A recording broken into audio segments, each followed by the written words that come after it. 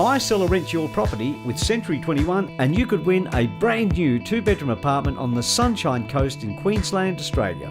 Visit c21prize.co.nz for your chance to win.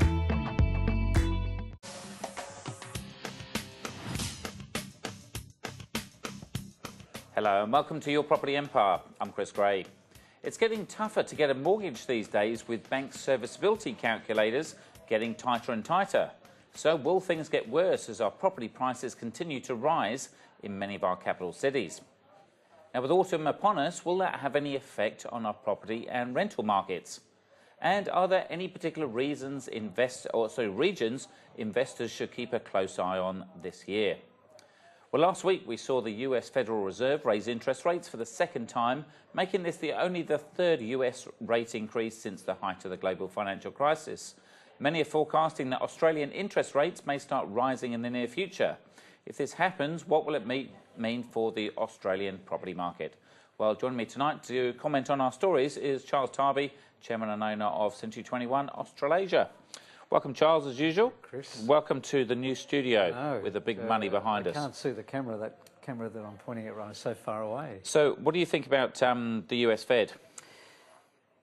I was waiting for it to happen. I think it's been a conversation piece for a while because at some point in time they had to do something. Sitting at zero for such a long time, the only way they're going to create some level of confidence that their economy is moving is to start with the interest rates. And I think that we've always traditionally followed the US. Well, of course, they're well behind us in terms of the base rate, but I think that their move is excellent, and I want to hope that that continues and helps Australian interest rates nudge up just that little bit to get everything stable.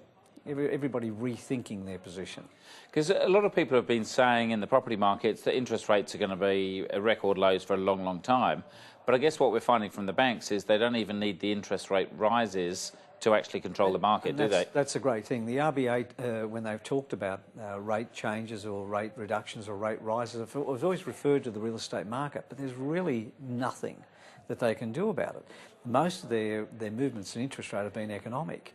They have had nothing to do with real estate prices. So when we saw we talked about it a few weeks back, and then NAB jumped in and increased the rates.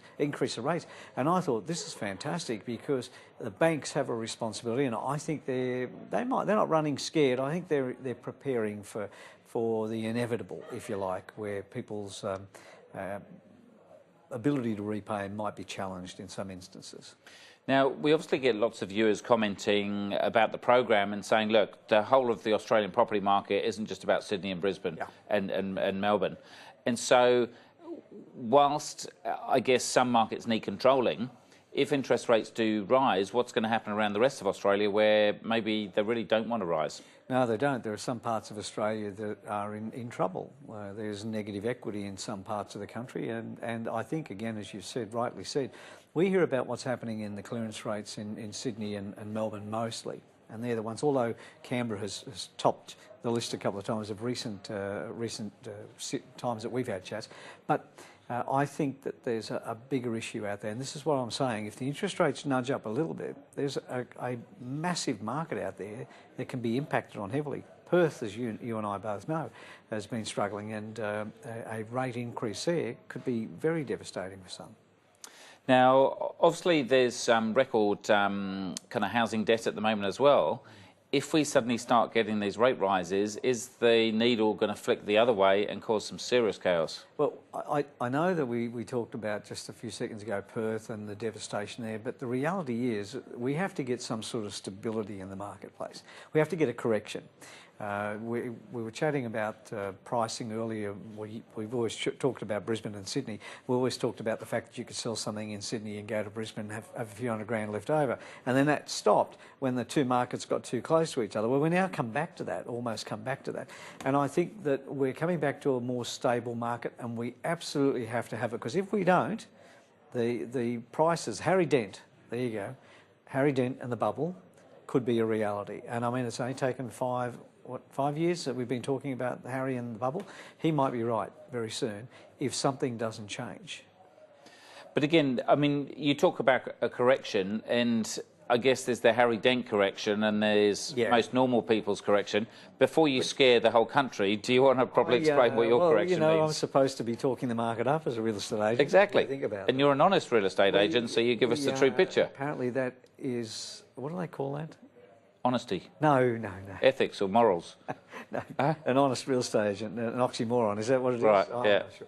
Look, the truth of the matter is not so much the interest rates going crazy, it's just the affordability in the sense that, again, it's something we touch on regularly. If interest rates go up from 4% to 1%, which is achievable, very achievable, that's a 25% increase in your repayments. If they go up from 4 to 6%, which is very achievable, it's 41% plus increase in your repayments. That's the biggest concern, that people, and now because the rates are so low, have been borrowing too much. There's a lot of people that have pulled back and they're smart enough to recognise that a change is inevitable. But those that keep going out there right now, weekend after weekend, I spoke to Tom earlier on tonight, he's talked about an auction he did in Picnic Point, achieved 615,000 over the reserve. And the guy who bought it said, oh, I'm going to have to go and sell a few other properties to buy this. And I don't understand. I mean, I love to see people making money out of real estate because the person who owned that property in Picnic Point has done exceptionally well, and that's what it's about. But, man, you know, this can get so out of hand, and people really need to be very careful at the moment. And look, certainly I wouldn't want to be in government trying to control it because there is so many multiple markets that you try and control the wealthy end of town. Yeah. But at the same time, then you've got all the regional markets that are on maybe more kind of average earnings. But then you've got all the speculators that are buying all these brand new high-rises in Brisbane, Melbourne and Sydney. And trying to control all those markets at once is virtually impossible. Very impossible. And again, there are some marketplaces in Australia. The biggest issue we have here, particularly in Sydney, is a lack of stock. And again, you and I can go back 3 or 4 years when we've talked about by 2020 there'll be 210,000 shortage of stock. Nobody listened. It just didn't happen. You got your Melbourne, your Victorian government did something about it. Your South Australian government did something about it. And if you look at those markets, their prices are strong and going through the roof in some cases. But overall, there's still a very good selection of property you can buy in both of those capital cities. And Brisbane itself in the southwest, probably a little bit of an oversupply in some areas, but we didn't get it right here in New South Wales, and that's what's caused the issue. It's not, you don't go out and blame the moving market or the Asian buyers, which everybody's wanted to blame. You blame the state governments that have done nothing about it, or take too long to allow local councils to approve various developments, and that's one of your biggest issues. You can't have a city like Sydney where everybody wants to live here and then you restrict any medium density. Various councils will fight you on medium density. It just doesn't make any common sense. And again, most of the developers seem to go straight for the Land and Environment Court rather than bothering to go to council. Yeah, we've talked about that too. One particular council, although I'm not sure where you go there first. Move on to the mortgage side of things. Now, obviously, you've got a reasonable size broking business as well, and you've recently got one of the heads of CBA join you up. Yeah, Ben Bracich, he was in personal wealth in CBA, and he's had a number of different roles. He's heading up the mortgage origination platform across the country, already bringing on board, onboarding some new brokers into the system. What was really interesting was last week the review on mortgage brokers that came out was very, very positive about brokers versus going to banks, and a lot of the brokers were holding their breath to see what might happen. Because in other parts of the world, you don't have the same structure as you might have in Australia. Brokers in New Zealand, for example, they earn an upfront commission, but they don't earn a percentage of the loan for the life of the loan, whereas the brokers in Australia do. So all that was being questioned, and it came out the other side looking really fantastic. And Ben Bracich is a great acquisition for my organisation, and will drive it nicely. Quite a few years ago. Yeah. Very nice guy. So any tips for people trying to get finance? Because even I'm trying to go through refinancing, and the criteria now, the serviceability is ridiculous. That's the issue. That's the biggest issue. And again, even if you are in favour with your bank, and even if you have sufficient equity in property, in fact, you could sit there with a 60% loan value ratio on all your book and still have problems getting a loan. And I think that's a sign of the times. And again, I don't think it's a bad thing, Chris. I think it's important that we again slow down that process of what could be seen as irresponsible lending, and this is why they brought in a responsible lending, because you could see that getting out of hand. I don't mind it. I really do think we need to have a more stable market. An agent, a friend of mine the other day on the weekend had 5 open for inspections. 2 people through the entire 5 inspections.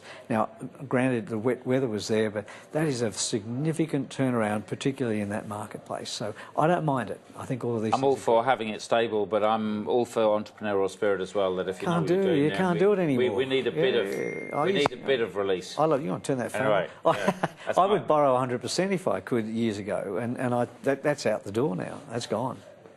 Anyway. Time now to take a look around the country and see what unique properties are up for sale this weekend. Tom Panos is actually away at the moment, so he's handed the reins over to me to take you through property number 1. And this week we've got 50 Gordon Crescent in Stanmore, New South Wales, and it's brought to us by Prue Holcomb from Urban Property in Newtown. Now, we've got a 4-bedroom home set on a good land size of approximately 376 square metres. It combines grand interiors, preserved period details and private outdoor areas that flow into the casual living spaces. What a real estate agent to write this stuff. It's got a large upstairs bedrooms plus a kids retreat and home office. The main bedrooms are more traditional front terrace, and it's close to the train station, local cafes, schools of Stanmore Public and Newington College. Now, it's got a price guide of $2.2 million and goes for auction on Saturday the 25th at 4 o'clock. So Tom's normally the expert in the inner west. What can you tell us about Stanmore? It's one of those suburbs that's sat in the middle of other suburbs. You know, whether it be between Petersham, Ashfield, or on the other side of Newtown, and one of the undiscovered suburbs. And that real estate company, Urbane Real Estate, George Nikos is the head of that. He's a very experienced real estate practitioner, so I'm sure they'll get a great result. But that's only 5.5 kilometres from the city. And again, you look at these places. I remember when my mum and dad had a property in Lakemba, and I'd go up. There was a shop, and you'd stand up on the veranda, and you could look out and see the Harbour Bridge and everything. But you never really thought much of it. You wouldn't be able to see anything now, would you? Yeah, probably not. But too many apartments now. But you just wouldn't have realised that something so close to the city would be so valuable. They were always forgotten suburbs. Yep. So certainly good property. Go and take a look. Anyway, now it's time for us to take a short break, but we'll be back soon.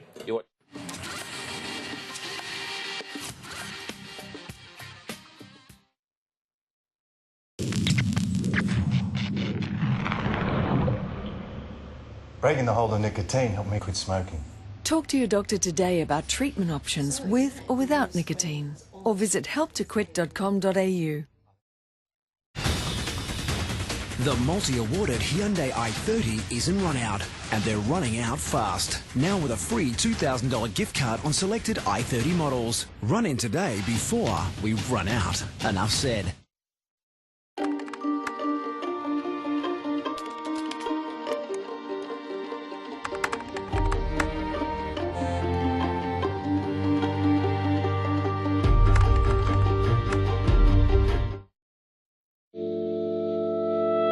Save up to 24% with Allianz on a new comprehensive policy online when you name your drivers. Don't just be insured, be inspired. Allianz.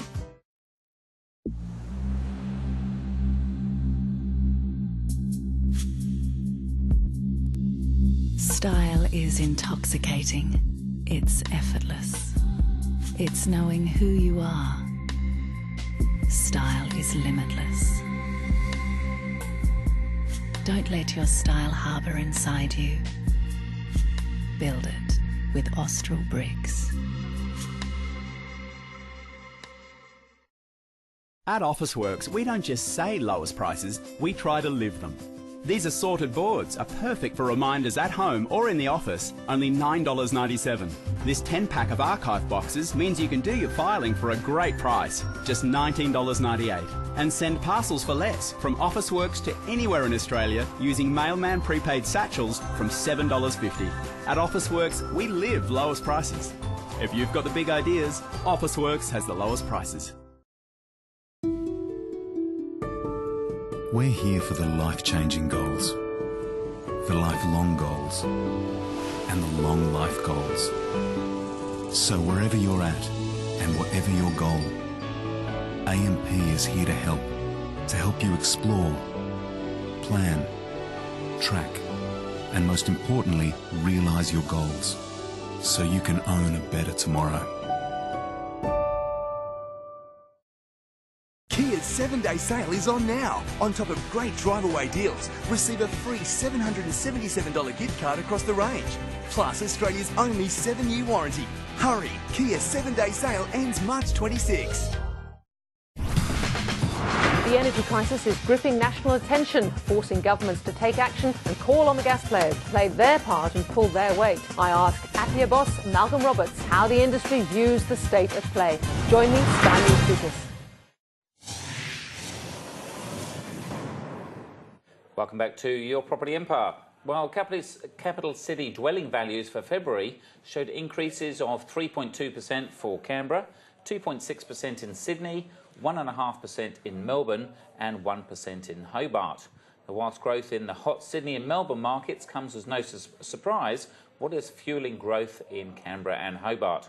Well, joining me tonight on our show is Charles Tarbey, Chairman and owner of Century 21. You keep talking about it every week in your results. What's going on down there? Which part? Canberra? Canberra and Hobart. Well, Canberra. I guess now when you think about it, there seems to be a bit more stability down there. And there seems, or up there depending on where you are, and Malcolm Turnbull's popularity has climbed again after today's polls, which they don't read, but you know, I'm sure he was happy to see it. I do think that investing in a place, well, why wouldn't you invest there? It's government. It's you can't lose. At the end of the day, there's always going to be government jobs. There's always Is that what you're trying to say? Well, they're going to always be spending on infrastructure or growth, or they have to keep growing. If you look at Canberra, when I first went there as a kid to see the War Memorial, and you look at it today, I mean, Canberra now and Queanbeyan are pretty much one big place. That's how much it's spread over such a short period of time. But I do think when something is supported by the government or backed by the government, it's always a good area to invest in, and I guess over a period of time Canberra's proven that. And then what about Tasmania? Well, that's the interesting one. I think that's come of age a little bit more now, because there's a lot of advertising that you can buy a property down there for $250,000 to $300,000. But I also think that can be impacted on the rent situation. That could increase the risk of not being able to find a tenant, and then all of a sudden your yield disappearing because you're having to reduce your rent on the property, so your rental return declines and everything changes. But also somewhere like Hobart, which hasn't had the same capital growth as other capital cities, it sure does, but it's all incremental. So if you're spending 250, you know, your growth is going to be only a small amount. But there's a lot of advertising. I know of many house and land packages that you can buy down there now that are really springing up all over the place. Now, one of the golden rules of property investing is never be reliant on one or two industries. Yeah. And certainly Canberra could be one of those kind of cases. How much of an expert do you need to be in those local areas if you're going to invest in there, do you think? I think that's the biggest issue, because Canberra I'm not so concerned about, because it's happening. It's always happening. But other areas away from home, a long way away from home, where they're reliant on population growth, which I think is an important issue if you want to get capital growth, infrastructure, all those places where they're such a long way away and they don't have that are always a concern to me. Not as much a concern as the mining towns, but certainly they raise concern for me. Now, especially for those people in Sydney, we can tell we're heading into autumn. We haven't seen the sun for a very long time. What does that mean for the real estate market? I was overseas and at the end of a Las Vegas winter, and it was 80 degrees Fahrenheit. I was down in Melbourne yesterday. It was sunny like anything. I know. For Sydney, no, I came back, much to my disappointment, to some very heavy rain. The seasons, as we've always talked about, particularly the last few years, haven't impacted on the marketplace at all. It's been about supply and demand. And I think that is still the case. I think that the autumn weather, which is traditionally very nice weather, it will still bring people out, but I think now we're starting to see a change, not because of autumn, not because of winter, none of that. I think it's the supply and demand. People love to talk about the seasons though, don't they? Oh, you've got to sell in spring, or you've got to do it this. Everyone's got their own opinion, but ultimately most of it's the economy. Yeah, well, again, spring might play a role, or autumn might play a role in some of the markets that are really struggling. But in other marketplaces where the clearance rates, like we're still seeing in Sydney and Melbourne and Canberra, it doesn't matter. If they want to buy, they'll turn up with an umbrella. Now, we've also got CoreLogic data talking about some of the rental risings but also some softening in some areas as well. So I guess what's the advice for people that are either struggling to rent the properties out, or should you be kicking your tenants out and trying to make the most of the increases? Yeah, look, that is a really hard call because you've got to look after your tenants. A lot of landlords don't. And in my personal experience in property management, my own business, the properties that we struggle with the most are the ones where the landlords won't spend any money on. And then your tenants go in and they don't care about the property because the property's not great to start with, and it just goes into this terrible cycle. We're part of a launch of an app that brings the landlord and the tenant together, because there's not a lot of transparency out there right now. So tenants will complain that they didn't get the property and it must have been a reason, and the landlords, my daughter and son have a property in the same street. They're exactly the same style of property. My son has his renovated kitchen, bathroom, nothing spectacular, but his rental return is $475 and my daughter's property is $350. So massive difference. When the lease came up, we questioned the agent. How about another increase? The agent said, "Oh, $50 is probably a bit much." But the reality is, if you put those two on our property app, and you got the tenant and the landlord sitting there with the agent in between, and the tenant can bid on that property, then the landlord knows they're going to get the best return. It also balances the marketplace out, because there are literally hundreds of thousands of properties out there for rent that I could guarantee you the rent reviews on those properties would be really quite different if you took one street and you look at the rental returns. So now, assume you don't get the landlords and the tenants speaking. Oh God, no. I think that would be a disaster completely. But as an agent, we're a great buffer between two negotiating parties, and you know what it's like. That's one thing you definitely need keep someone away in between. from. And just as a final thing before we go for your numbers, any specific regions that people should be keeping an eye on, either for good or bad reasons? Yeah, I still like, in terms of purchasing, I still like, people talk about South East Queensland a lot. Great spot, but everybody's talking about South East Queensland. I still think there are great buys in Adelaide suburbs, and I think there are still great buys in Melbourne suburbs, although some suburbs of Melbourne are going crazy. I'd be very careful today and keep away from the so-called hotspots, and I'd be very careful to keep away from too many areas where the price of property is attractive but the capital gain may not be there. Yeah, so sounds good. Well, let's have a look through the auction clearance numbers and see how we're doing. Very, very interesting again. Sydney was the best, but the overall clearance rate for across the country was 72.1%, and this time last year it was 71.2%. But the best capital city performing, which outperformed Melbourne this time and Canberra, was Sydney again at 83.9%, so back in there. I think also when you look at Melbourne, it was only 75.9 and Canberra was 76.6. So go figure, Canberra's still out there competing very, very heavily in that market arena. Now, while you were away and we had James on the show, he's talking about more properties coming on the market. Hopefully you can reconfirm that. I would like to, no. No. We had this massive increase of 12.31% in 1 week. And I thought something wasn't quite right, but you know, you do get that. You do get that sometimes. We've had a decline, only modest though, of minus 0.53%. So it's nothing major. I'm pretty happy about it. With what we had last week, that makes up for 3 weeks of growth. So it'd be good to watch what happens in the next couple of weeks, Chris. Just to kind of balance things out. Yeah, and what about the rent price movements? Yeah, you were talking about that before, and we talked about Hobart. Hobart's back this week. Back, in fact, for the last 3 weeks. 4.09% back. So that could be an indication. These are the things I say to people, keep watching out for, because they are great indicators, and we publish these figures every single week on this show.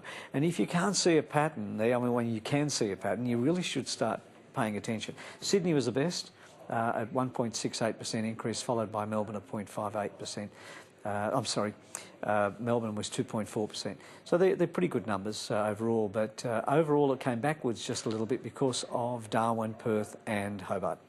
And finally, the vacancy rates. Good, very, very good. Sydney, again, wow, it came in at just under 60%, and Melbourne was just under 1.7%, but Perth, 10.18%, still high, still disappointing. But the three collectively came in at 4.14% vacancy rate. So I don't know what we're going to do in Perth, but hopefully something will change there soon, Chris. Sure. Now, well, over the weekend I was just doing a quick roadshow in Sydney, Melbourne and Brisbane, and the common theme was all about the serviceability for mortgages. I guess for a lot of people going straight to the bank is, should they be going to a broker And even if your broker's saying no, should you be getting a second opinion from another broker? I've been able to get a loan through a broker that the same bank was not sure about.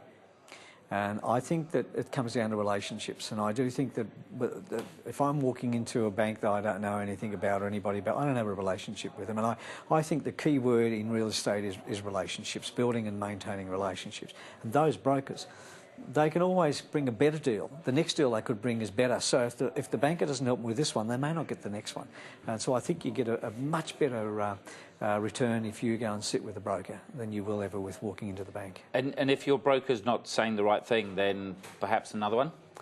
There's plenty of them around, and you know, not all of our brokers, not every broker in every one of the companies, including mine, really know how to do the right job sometimes. Sometimes they're just having an off day. I just think that if you find a really good broker, you really need to stay with that person for life, like your dentist, like your hairdresser, and I'm not including yourself in this, of course, but you know, that's what it's like, isn't it? You build your relationships, and I think brokers the same. Some great advice, as usual. Charles Tarbey, Century 21, thank you very much. Thank you, Chris. Thanks for joining us on the show this week. Until next time, I'm Chris Gray. Good night. The information featured in this program is general in nature and therefore should not be relied upon. Guests appearing on the program may have commercial arrangements with some of the companies mentioned. Before making any investment, insurance or financial planning decisions, you should consult a licensed professional who can advise whether your decision is appropriate for you.